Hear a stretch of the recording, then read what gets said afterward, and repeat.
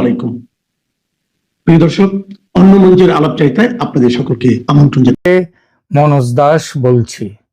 এখনকার আলোচনার বিষয় হলো ট্রাম্প মোদি তিক্ততার অবসানে ইউনূসের পালাবার এবং হাসিনার ফেরার দিন এগিয়ে এলো। গত ফেব্রুয়ারিতে হোয়াইট হাউসে প্রেসিডেন্ট ট্রাম্প ও প্রধানমন্ত্রী মোদির সাক্ষাতের পর সাংবাদিক বৈঠকে বাংলাদেশ নিয়ে এক প্রশ্নের উত্তরে ট্রাম্প বলেছিলেন বাংলাদেশের বিষয়টি উনি প্রধানমন্ত্রীর ওপরে ছেড়ে দিচ্ছেন। তারপর গত কয়েক মাসে বাংলাদেশ নিয়ে ট্রাম্প অন্যরকম ভাবনা চিন্তা করেছেন এবং মোদির সঙ্গে তার দূরত্ব বেড়েছে। মোদি বাংলাদেশ থেকে ইউনূস শাসনের অবসান চান ও ফ্রি ও ফেয়ার অ্যান্ড ইনক্লুসিভ ইলেকশনের মাধ্যমে নির্বাচিত সরকার চান। পক্ষান্তরে ট্রাম্প বাংলাদেশের স্বার্থ বজায় আমেরিকান স্বার্থ বজায় রাখতে আওয়ামী লীগকে বাদ রেখে ইলেকশন চান। আবার এখন যখন মোদি ও ট্রাম্পের মধ্যে সম্পর্কে তিক্ততা কাটতে চলেছে, কেটে গেছেই অনেকটা, তখন এর কি প্রভাব পড়তে পারে বাংলাদেশে? বাংলাদেশেও ভারতের নতুন রাষ্ট্রদূত হয়ে যারা আসছেন তাদের ভূমিকাই বা কেমন হবে, এই বিষয়গুলো নিয়ে এখনকার আলোচনা। গত ফেব্রুয়ারিতে হোয়াইট হাউসে প্রেসিডেন্ট ট্রাম্প ও প্রধানমন্ত্রী মোদির বৈঠকের পর বাংলাদেশ প্রশ্নে ট্রাম্পের অবস্থান স্পষ্ট ছিল। তিনি সাংবাদিকদের বলেছিলেন, বাংলাদেশে আমাদের কোনো ভূমিকা নেই। এটি এমন বিষয় যা প্রধানমন্ত্রী মোদি দীর্ঘদিন ধরে কাজ করছেন। আমি বাংলাদেশের বিষয়টি প্রধানমন্ত্রীর হাতে ছেড়ে দিচ্ছি। এই মন্তব্য ইঙ্গিত দিয়েছিল যে মার্কিন যুক্তরাষ্ট্র বাংলাদেশের রাজনৈতিক পরিস্থিতিতে সরাসরি হস্তক্ষেপ করবে না এবং ভারতকে এই অঞ্চলে নেতৃত্ব দেওয়ার সুযোগ দেবে। বৈঠকে মোদি বাংলাদেশের সাম্প্রতিক ঘটনাবলী এবং হিন্দু সংখ্যালঘুদের উপর আক্রমণের বিষয়ে তার উদ্বেগ প্রকাশ করেছিলেন। ভারতের পররাষ্ট্র সচিব বিক্রম মিশ্র জানিয়েছিলেন যে প্রধানমন্ত্রী বাংলাদেশের পরিস্থিতি নিয়ে তার দৃষ্টিভঙ্গি এবং উদ্বেগ সেটা ট্রাম্পের সাথে ভাগ করেছেন। সেটা সেই ফেব্রুয়ারির কথা। তারপর ট্রাম্প মোদি সম্পর্কে সাম্প্রতিক উত্তেজনা বিষয়টা অনেকটা ঘুলিয়ে দেয়। সেপ্টেম্বর 2025-এ ভারত মার্কিন সম্পর্ক একটি চ্যালেঞ্জিং মুহূর্তের মধ্য দিয়ে এসছে। ট্রাম্প সোশ্যাল মিডিয়ায় লিখেছিলেন যে আমেরিকা ভারত এবং রাশিয়াকে গভীরতম অন্ধকারতম চীনের কাছে হারিয়ে ফেলেছে। এটা ট্রাম্পের ভুল স্বীকার। পরবর্তীতে তিনি তার সুর আরো ভারতের সাথে তার একাত্মতা জানাবার জন্যে আরো স্পষ্ট করে বলেছেন, ভারত এবং মার্কিন যুক্তরাষ্ট্রের মধ্যে একটা খুব বিশেষ সম্পর্ক রয়েছে, সুতরাং চিন্তার কিছু নেই, আমাদের মাঝে মাঝে এমন মুহূর্ত থাকে। এর জবাবে মোদি দ্রুত প্রতিক্রিয়া জানিয়ে এক্সে পোস্ট করেন, প্রেসিডেন্ট ট্রাম্পের মনোভাব এবং আমাদের সম্পর্কের ইতিবাচক মূল্যায়নের জন্য আমি গভীরভাবে কৃতজ্ঞ এবং তাকে সম্পূর্ণভাবে সমর্থন করি।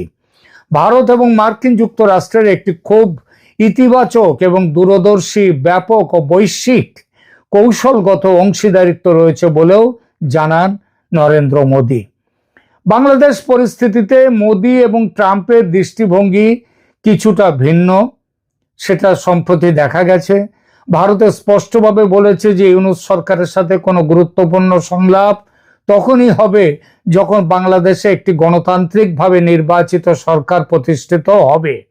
এপ্রিল 2025-এ মোদি ইউনূসের প্রথম বৈঠকে মোদি ইউনূসকে স্পষ্ট করে বলেছিলেন, এমন কথা বলবেন না যা দ্বিপক্ষীয় সম্পর্ক নষ্ট করে।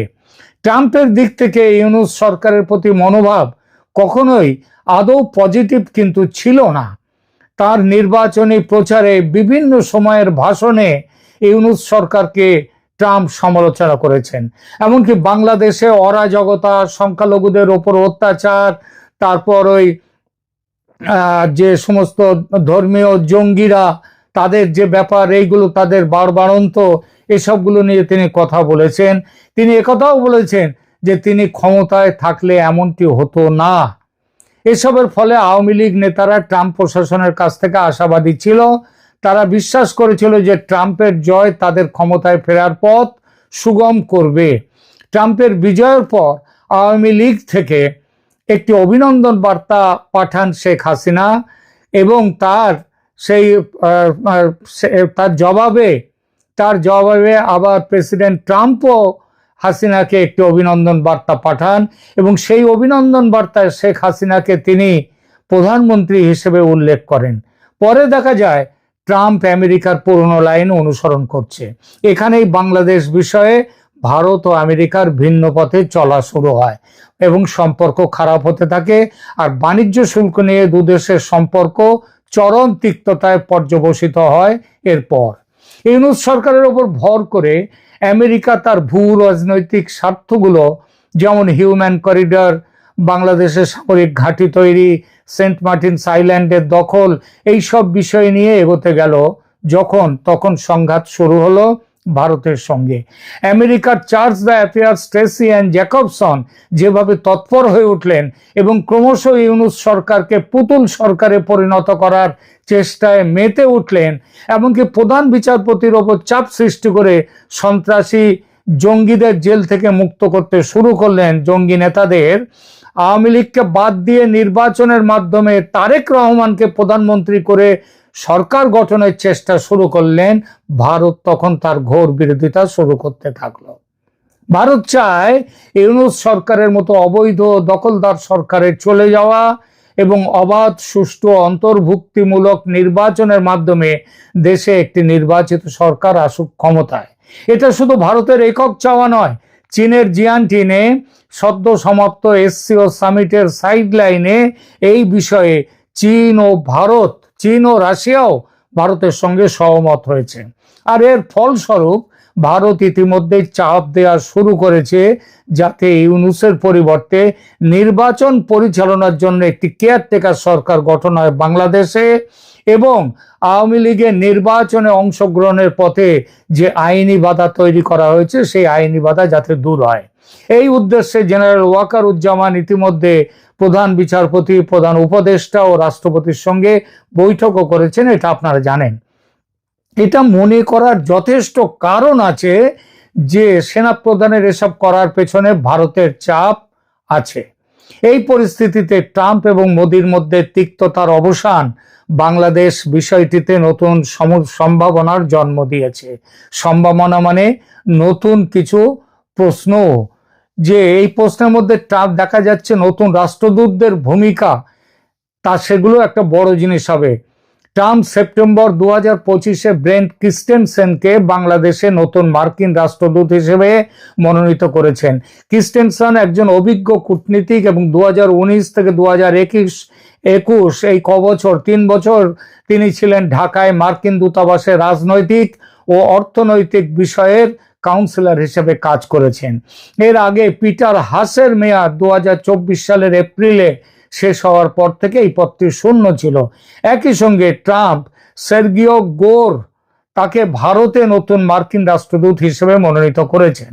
38 বছর বয়সী গোর হোয়াইট হাউস প্রেসিডেন্সিয়াল পার্সোনেল অফিসের পরিচালক এবং ট্রাম্পের একজন ঘনিষ্ঠ সহযোগী। যদিও তার কূটনৈতিক অভিজ্ঞতা সীমিত, তবে ট্রাম্পের সাথে তার ব্যক্তিগত সম্পর্ক ভারত মার্কিন আলোচনায় গুরুত্বপূর্ণ ভূমিকা পালন করতে পারে এবং বাংলাদেশেও তার প্রভাব দেখা যেতে পারে। ইতিমধ্যে বাংলাদেশের নতুন হাই কমিশনার এসেছেন ভারতে।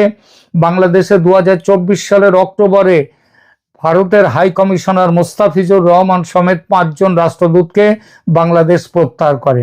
2025 সালের মে মাসে রিয়াজ হামিদুল্লাহকে ভারতে নতুন হাই কমিশনার হিসেবে নিয়োগ দেওয়া হয়। হামিদুল্লাহ 1995 ব্যাচের বাংলাদেশ পররাষ্ট্র সেবার একজন কর্মকর্তা এবং আলিগড় মুসলিম বিশ্ববিদ্যালয় ও ঢাকা বিশ্ববিদ্যালয়ের প্রাক্তন ছাত্র তিনি। বাংলাদেশে এর কি সম্ভাব্য প্রভাব পড়তে পারে এই রাষ্ট্রদূত নিয়োগের? নতুন কূটনৈতিক নিয়োগ এবং ট্রাম্প মোদি সম্পর্কের উন্নতি বাংলাদেশের জন্য কয়েকটি গুরুত্বপূর্ণ প্রভাব রাখতে পারে। ট্রাম্পের বাংলাদেশ প্রশ্ন মোদির হাতে ছেড়ে দেয়া এবং উভয় নেতার মধ্যে উন্নত সম্পর্ক ইউনূস সরকারের জন্য চ্যালেঞ্জ তৈরি করবেই। ভারত এবং মার্কিন যুক্তরাষ্ট্রের সমন্বিত চাপ বাংলাদেশে দ্রুত নির্বাচন আয়োজনের দিকে নিয়ে যেতে পারে বাংলাদেশকে। এর মধ্যে আওয়ামী লীগের প্রত্যাবর্তন সম্ভাবনা এবং নিষেধাজ্ঞা মুক্ত নির্বাচনে তাদের অংশগ্রহণের সম্ভাবনাও কিন্তু উজ্জ্বলতর হলো বলে ধরে নেওয়া যায়। কারণ বাংলাদেশের ব্যাপারে ভারত এবার অনেকটা ফ্রি হ্যান্ড পাবে। এই ফ্রি হ্যান্ড ভারতকে দিতে বাধ্য আমেরিকা। এটা যত না প্রেম ভালোবাসা, তার চেয়ে অনেক বেশি ভূ রাজনৈতিক বাধ্যবাধকতা। ইউনূসের বিদায় হয়ে কেয়ারটেকার সরকার প্রতিষ্ঠা, তারপর নির্বাচনে শেখ হাসিনার অংশগ্রহণ, এসবই হবে। জ্যাকবসনকে সরিয়ে ক্রিস্টেনসেনকে বাংলাদেশের রাষ্ট্রদূত হিসেবে নিয়োগ, ট্রাম্পের ঘনিষ্ঠ সহযোগী গোরের ভারতে নিয়োগ ইউনূস সরকারের উপর গণতান্ত্রিক প্রক্রিয়া দ্রুততর করার জন্য আরো চাপ দেবে। বর্তমান পরিস্থিতিতে বাংলাদেশ একটি গুরুত্বপূর্ণ মোড়ে দাঁড়িয়ে আছে, যেখানে আঞ্চলিক ও আন্তর্জাতিক শক্তিগুলোর পুনর্বিন্যস্ত সম্পর্ক তার ভবিষ্যৎ রাজনৈতিক দিক নির্ধারণে গুরুত্বপূর্ণ ভূমিকা পালন করবে। সব মিলিয়ে বলা যায় ইউনূস সরকারের পতন ঘনিয়ে এসেছে। যা খবর, ইউনূস মিয়া দেশ ছাড়ার সুযোগ পাচ্ছেন আমেরিকার সৌজন্যে, এবং ভারতের সাথে হয়তো এই ব্যাপারে আমেরিকা কথা বলে তার সেফ এক্সিট প্যাসেজ সেটা দেবে। তার যাওয়ার এবং শেখ হাসিনার দেশে ফেরার দিন চূড়ান্ত করার প্রক্রিয়া চলছে দিল্লির সাউথ ব্লকে। তবে ইউনূস পালাবার সুযোগ পেলেও তার উপদেষ্টারা সে সুযোগ পাবেন না বলে খবর।